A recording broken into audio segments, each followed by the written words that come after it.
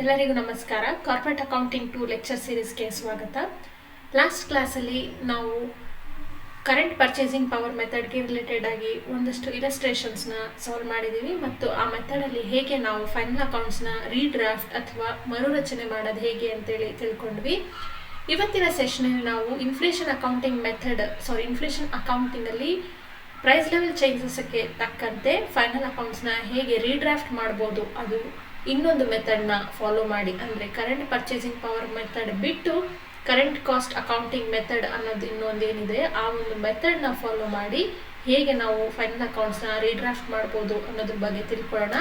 ಅದೆಲ್ಲದಕ್ಕಿಂತ ಮುಂಚೆ current cost accounting method ಅಂದ್ರೇನು ಅಂತೇಳಿ ತಿಳ್ಕೊಳ್ಳೋಣ ಈ ಒಂದು ಸೆಷನ್ನಲ್ಲಿ.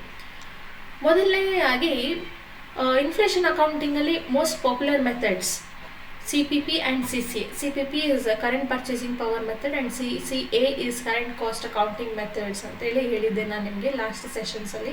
ಇದು ಬಿಟ್ಟು ಬೇರೆ ಮೆಥಡ್ಸು ಇದೆ, but among those methods the most popular ಅಥವಾ ತುಂಬ ಪರಿಚಯ ಆಗಿರೋದು ಮತ್ತು ತುಂಬ ಪ್ರಾಮುಖ್ಯತೆ ಪಡ್ಕೊಂಡಿರೋ ಮೆಥಡ್ಸ್ ಯಾವುದು ಅಂತ ಹೇಳಿದ್ರೆ ಇವೆರಡು, CPP and CCA. So current cost accounting ಮೆಥಡ್ನ CCA ಅಂತಲೂ ಕೂಡ ಕರಿಬಹುದು ಶಾರ್ಟ್ ಫಾರ್ಮಲ್ಲಿ. ಸೊ ಹಾಗಾದರೆ ಈ ಮೆಥಡಲ್ಲಿ ಏನು ಇನ್ಕ್ಲೂಡ್ ಆಗಿದೆ ನೋಡೋಣ. The current cost accounting method is an alternative to the current purchasing power method. ನೋಡಿ, ಅಂದರೆ ಕರೆಂಟ್ ಪರ್ಚೇಸಿಂಗ್ ಪವರ್ ಮೆಥಡ್ನ ಬದಲಾಗಿ ನಾವು CCA ಮೆಥಡ್ನ ಯೂಸ್ ಮಾಡ್ಬೋದು. ಇದು ಯಾವ ಕರೆಂಟ್ ಪರ್ಚೇಸಿಂಗ್ ಪವರ್ ಮೆಥಡಲ್ಲಿ ನಾವು ಕಂಡುಬಂಥ ಒಂದಷ್ಟು ಡ್ರಾಬ್ಯಾಕ್ಸ್ನ ಎಲಿಮಿನೇಟ್ ಮಾಡುತ್ತೆ, ಅಂದರೆ ತೆಗೆದಾಕತ್ತೆ. ಹಾಗಾಗಿ CCA ಮೆಥಡ್ನ ಯೂಸ್ ಮಾಡ್ಬೋದು ಅಂತೇಳಿ ಇಲ್ಲಿ ಹೇಳ್ತಾ ಇರೋದು. ವಾಟ್ ಇಟ್ ಎಲಿಮಿನೇಟ್ಸ್ ಅಂತ ನೋಡೋಣ. It ಎಲಿಮಿನೇಟ್ಸ್ the effect of changes in the purchasing power of money during A period of inflation by making suitable adjustments in financial statements. ನೋಡಿ, ಪ್ರೈಸ್ ಲೆವೆಲ್ ಚೇಂಜಸ್ ಆಗುತ್ತೆ ಇನ್ಫ್ಲೇಷನ್ ಪೀರಿಯಡಲ್ಲಿ, ಅಂದರೆ ಎಸ್ಪೆಷಲಿ ಇನ್ಫ್ಲೇಷನ್ ಪೀರಿಯಡ್ ಇದ್ದಾಗ prices rice ಆಗುತ್ತೆ ಮತ್ತು ಮನಿ value decrease ಆಗುತ್ತೆ ಅಂತೇಳಿ ನಿಮಗೆ already explain ಮಾಡಿದ್ದೀನಿ. ಸೊ ಈ ರೀತಿಯಾಗಿ ಪರಿಣಾಮ ಬಿದ್ದಾಗ ಪ್ರೈಸಸ್ ಮೇಲೆ, ಪರ್ಚೇಸಿಂಗ್ ಪವರ್ ಮೇಲೆ, ಮನಿಯ ಪರ್ಚೇಸಿಂಗ್ ಪವರ್ ಮೇಲೆ ಯಾವ ರೀತಿಯಾಗಿ ವ್ಯತಿರಿಕ್ತ ಪರಿಣಾಮ ಬೀರುತ್ತೆ in the period of inflation. So ಅದನ್ನು ಫೈನಾನ್ಷಿಯಲ್ ಸ್ಟೇಟ್ಮೆಂಟ್ಸ್ ಒಳಗಡೆ ಚೇಂಜ್ ಹೇಗೆ ಮಾಡೋದು, ಹೇಗೆ ಸೂಟಬಲ್ ಅಡ್ಜಸ್ಟ್ಮೆಂಟ್ಸ್ ಮಾಡೋದು ಅನ್ನೋದನ್ನು ಈ CCA ಮೆಥಡಲ್ಲಿ ನಾವು ಮಾಡ್ಬೋದು. This method is also known as specific price level approach or replacement cost approach. ಈ ಮೆಥಡ್ನ ಸ್ಪೆಸಿಫಿಕ್ ಪ್ರೈಸ್ ಲೆವೆಲ್ ಅಪ್ರೋಚ್ ಅಂತಲೂ ಕೂಡ ಕರೀತಾರೆ, ಜೊತೆಗೆ ರಿಪ್ಲೇಸ್ಮೆಂಟ್ ಕಾಸ್ಟ್ ಅಕೌಂಟಿಂಗ್ ಅಂತಲೂ ಕೂಡ ಇನ್ನೊಂದು ಹೆಸರಲ್ಲಿ ಕರಿಬೋದು. This method considers the effect of price changes for those things purchased and sold within the firm by valuing assets, liabilities and expenses at the replacement cost. ನೋಡಿ, ಈ ಒಂದು ಮೆಥಡಲ್ಲಿ ಹೇಗೆ ಕನ್ಸಿಡರ್ ಆಗುತ್ತೆ, ಪ್ರೈಸ್ ಲೆವೆಲ್ ಚೇಂಜಸ್ನ ಹೇಗೆ ಕನ್ಸಿಡರ್ ಮಾಡ್ಕೋತಾರೆ ಅಂತ ಹೇಳಿದ್ರೆ, ಒಂದು ಫರ್ಮ್ ಒಳಗಡೆ ಅಥವಾ ಒಂದು ವ್ಯವಹಾರ ಸಂಸ್ಥೆ ಒಳಗಡೆ ಯಾವ್ಯಾವ ಅಸೆಟ್ಸ್ಗಳನ್ನ ಪರ್ಚೇಸ್ ಮಾಡ್ಕೊಂಡಿರ್ತಾರೋ, ಅಂದರೆ what all the assets purchase inside the organization, they are considered and sold within the firm by valuing assets and liabilities. ಅದನ್ನು ನಮ್ಮ ಫರ್ಮ್ ಒಳಗಡೆ ಮಾರಾಟ ಮಾಡಿಕೊಂಡ್ರೆ ಯಾವ ರೀತಿಯಾಗಿ ಅದನ್ನು ವ್ಯಾಲ್ಯೂ ಮಾಡ್ಬೋದು ಅನ್ನೋ ಒಂದು ಕಾನ್ಸೆಪ್ಟ್ ಬೇಸಿಸ್ ಮೇಲೆ CCA ಮೆಥಡಲ್ಲಿ ಪ್ರೈಸ್ ಲೆವೆಲ್ ಚೇಂಜಸ್ಗೆ ತಕ್ಕಂತೆ ಅಸೆಟ್ಸ್ಗಳು ಮತ್ತು ಫೈನಲ್ ಅಕೌಂಟ್ಸ್ನ ರೀಡ್ರಾಫ್ಟ್ ಮಾಡ್ತಾರೆ. ಮತ್ತು ಇದನ್ನ ರೀಪ್ಲೇಸ್ಮೆಂಟ್ ಕಾಸ್ಟ್ನ ಇಲ್ಲಿ ಮೆಥಡ್ನ ನಾವು ಇಲ್ಲಿ ಫಾಲೋ ಮಾಡ್ತೀವಿ. ರೀಪ್ಲೇಸ್ಮೆಂಟ್ ಕಾಸ್ಟ್ ಮೆಥಡ್ ಅಂತ ಹೇಳಿದ್ರೆ, ಇವತ್ತು ನಾನೊಂದು ಅಸೆಟ್ ಇದೆ ನನ್ನ ಫರ್ಮಲ್ಲಿ ಅಂತ ಹೇಳಿದ್ರೆ, ಇವತ್ತು ಇದನ್ನು ಮಾರಿ ಅಥವಾ ಇವತ್ತು ಅದೇ ಜಾಗಕ್ಕೆ ಇರುವಂಥ ಅಸೆಟ್ ಜಾಗಕ್ಕೆ ಇನ್ನೊಂದು ಅದೇ ರೀತಿಯಾದಂಥ ಅಸೆಟ್ನ with all same features, same life expectancy ಇರುವಂಥ ಸೇಮ್ ಅಸೆಟ್ನ ತಂದು ಇಟ್ಟರೆ ಎಷ್ಟು ದುಡ್ಡಾಗುತ್ತೆ, ರಿಪ್ಲೇಸ್ಮೆಂಟ್ ವ್ಯಾಲ್ಯೂ ಎಷ್ಟಾಗುತ್ತೆ, ಕಾಸ್ಟ್ ಎಷ್ಟಾಗುತ್ತೆ ಅಂತ ಮಾಡುವಂಥದ್ದು ರಿಪ್ಲೇಸ್ಮೆಂಟ್ ಕಾಸ್ಟ್. ಇದನ್ನು ನೆಕ್ಸ್ಟ್ ಸೆಷನ್ಸಲ್ಲಿ ನಾವು ಡಿಸ್ಕಸ್ ಮಾಡೋಣ. So this is the concept behind current cost accounting method. So this is the method which is used alternative to CPP.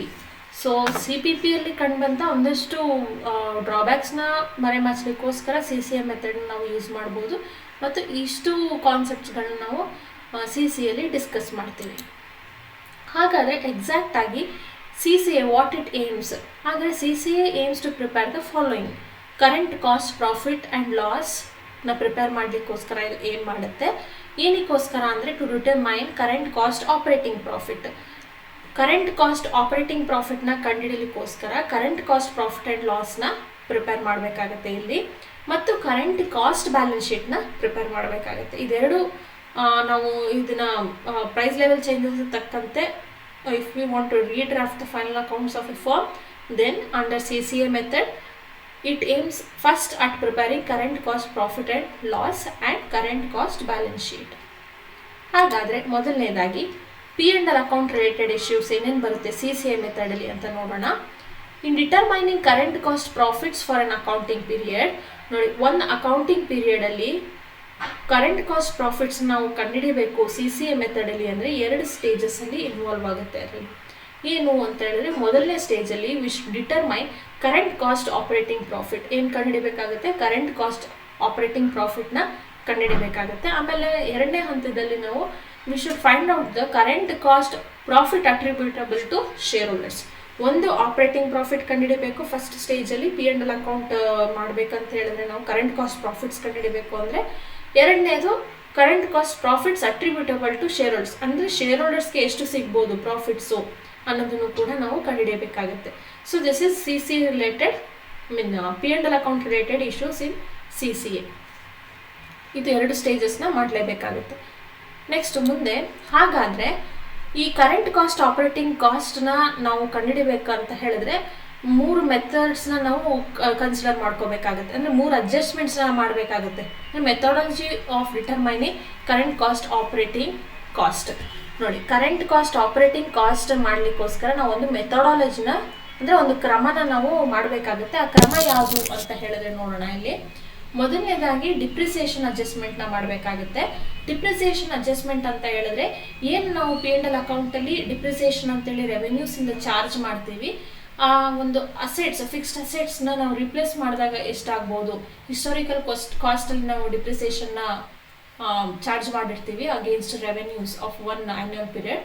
So ಅದನ್ನೇ ನಾವು ಕರೆಂಟ್ ಕಾಸ್ಟಿಗೆ ತಂದಾಗ ಏನು ಚೇಂಜಸ್ ಆಗ್ಬೋದು, ರಿಪ್ಲೇಸ್ಮೆಂಟ್ ಕಾಸ್ಟ್ ಅಸೆಟ್ಸ್ನ ನಾವು ರಿಪ್ಲೇಸ್ ಮಾಡಿದಾಗ ಅನ್ನೋದನ್ನ ನಾವು ಇಲ್ಲಿ ಡಿಪ್ರಿಸಿಯೇಷನ್ ಅಡ್ಜಸ್ಟ್ಮೆಂಟಲ್ಲಿ ಮಾಡಬೇಕಾಗುತ್ತೆ. ನೆಕ್ಸ್ಟ್ ಇನ್ನೊಂದು ನಾವು ಮಾಡಬೇಕಾಗಿರೋ adjustment cost of sales adjustment, COSA ಅಂತೇಳಿ ಶಾರ್ಟ್ ಫಾರ್ಮಲ್ಲಿ ಹೇಳ್ಬೋದು. Cost of sales adjustment. Cost of sales ಅಂದರೆ ನಮಗೆ ಗೊತ್ತಿರುವಂಥ ಹಾಗೆ opening stock plus purchases minus closing stock.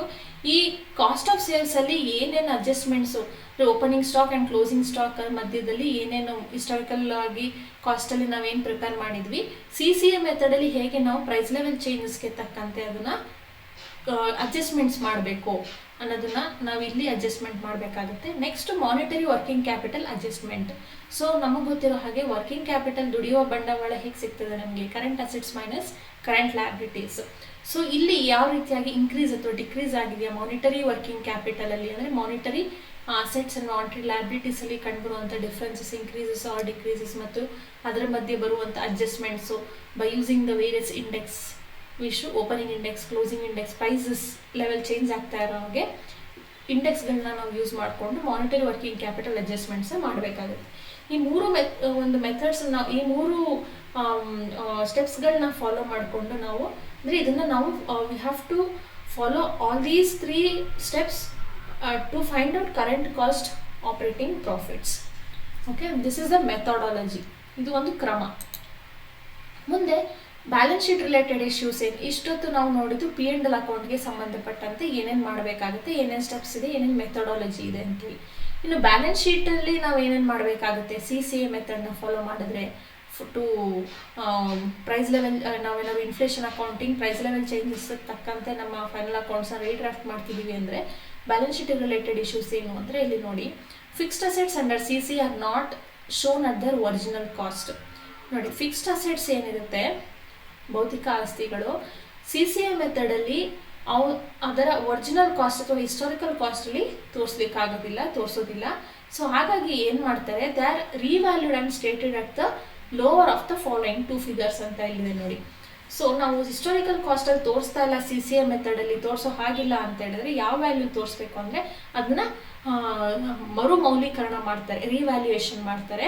ಅದನ್ನು ರಿವ್ಯಾಲ್ಯೂಯೇಷನ್ ಮಾಡಬೇಕಾದ್ರೆ ಏನು ಮಾಡ್ತಾರೆ, ಯಾವುದರ ವ್ಯಾಲ್ಯೂ ಆಗ್ತಾರೆ ಅಂದರೆ ಲೋವರ್ ಆಫ್ ದ 2 ಅಂತಂದರೆ ವಿಚ್ ಆರ್ ದೋಸ್ 2 ಅಂತ ಹೇಳಿದ್ರೆ net current cost, net current replacement cost ಅಥವಾ value of the asset based on the present value of the future earnings of such asset. ಈ 2 ವ್ಯಾಲ್ಯೂಲಿ ಯಾವುದು ಲೋವರ್ ವ್ಯಾಲ್ಯೂ ಇರುತ್ತೋ that will be the revaluation cost of some fixed asset. Net current replacement cost ಅಂದ್ರೇನು ಅಂತ ಹೇಳಿದ್ರೆ, the price which would have to be paid currently to purchase a similar asset of same life expectancy as the existing asset. ಅಂದರೆ ನಾನು ಈಗ ನನ್ನ ಹತ್ರ ಒಂದು asset ಇದೆ, ಎ ಅನ್ನೋ ಒಂದು ಅಸೆಟ್ ಅಂತ ಅನ್ಕೊಳ್ಳೋಣ ಈಗ, ಅಥವಾ ಒಂದು ಮೆಷಿನರಿ ಇದೆ. ಆ ಮೆಷಿನರಿನ ನಾನು ಈಗ ಪರ್ಚೇಸ್ ಮಾಡಬೇಕು ಅಂದರೆ ನನ್ನ ಹತ್ರ ಈಗ ಆಲ್ರೆಡಿ ಇದೆ, ಬಟ್ ಅದೇ ಥರದ್ದು ಮತ್ತು ಅದಷ್ಟೇ ನನಗೆ ಬಾಳಿಕೆ ಎಷ್ಟು ವರ್ಷ ಬಾಳಿಕೆ ಕೊಡುತ್ತೋ ಅದೇ ಥರದ್ದು ಎಷ್ಟು ಯೂಸ್ಫುಲ್ ಲೈಫ್ ಕೊಡುತ್ತೋ ಅದನ್ನೇ ನಾನು ಅದ್ರ ಪಕ್ಕ ತಂದಿಟ್ರೆ ಅಥವಾ ಅದ್ರ ಜಾಗಕ್ಕೆ ತಂದಿಟ್ರೆ ಎಷ್ಟು ನನಗೆ ಕಾಸ್ಟ್ ಬೀಳ್ಬೋದು ಇವತ್ತಿಗೆ, ಅದನ್ನು ನಾವು ನೆಟ್ ಕರೆಂಟ್ ರಿಪ್ಲೇಸ್ಮೆಂಟ್ ಕಾಸ್ಟ್ ಅಂತ ಹೇಳ್ತೀವಿ.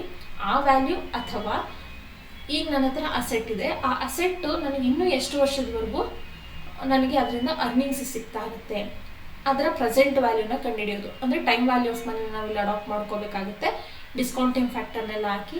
ಸೊ ಅದನ್ನು ನಾವು ಮುಂದೆ ಈಗ ಒಂದು ಅಸೆಟ್ ತಂದಿಟ್ಟಿದ್ದೀನಿ, ಅದು ಮುಂದಿನ 10 ವರ್ಷದವರೆಗೂ ಅಥವಾ 15 ವರ್ಷದವರೆಗೂ ನನಗೆ ಅರ್ನಿಂಗ್ಸ್ ಕೊಡುತ್ತೆ, ಅದಕ್ಕೆ ಎಷ್ಟು ಕೆಪಾಸಿಟಿ ಇದೆ. ಸೊ ಒಂದು ಅಂದಾಜು ಮಾಡಿ ಅರ್ನಿಂಗ್ಸ್ ಬರುವಂಥದ್ದು 10 ಮತ್ತು 15 ವರ್ಷಕ್ಕೆ ಬರೋ ಅರ್ನಿಂಗ್ಸ್ನ ಈಗ ಪ್ರೆಸೆಂಟ್ ವ್ಯಾಲ್ಯೂಗೆ ಎಷ್ಟೋದು ಅದರ ಮೌಲ್ಯ ಅಂಥೇಳಿ ತಿಳ್ಕೊಳ್ಳುವಂಥದ್ದು by using discounting factor.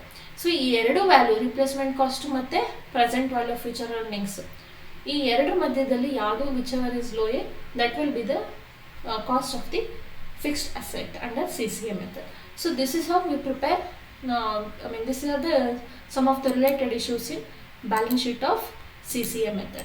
So ಇದಿಷ್ಟು ನಾವು ಮಾಡಬೇಕಾಗಿರುವಂಥದ್ದು ಕರೆಂಟ್ ಕಾಸ್ಟ್ ಅಕೌಂಟಿಂಗ್ ಮೆಥಡಲ್ಲಿ. ಮುಂದಿನ ಸೆಷನಲ್ಲಿ ಕರೆಂಟ್ ಕಾಸ್ಟ್ ಅಕೌಂಟಿಂಗ್ ಮೆಥಡಲ್ಲಿ ಬರುವಂತಹ ಒಂದಷ್ಟು ಇಲಸ್ಟ್ರೇಷನ್ಸ್ನ ನಾನು ನಿಮಗೆ ಹೇಳ್ಕೊಡ್ತಾ I will show how this method is used in inflation accounting. So ಎಲ್ಲರಿಗೂ ಅರ್ಥ ಆಗಿದೆ ಅಂತ ತಿಳ್ಕೊತಾ I will end this session now. Thank you.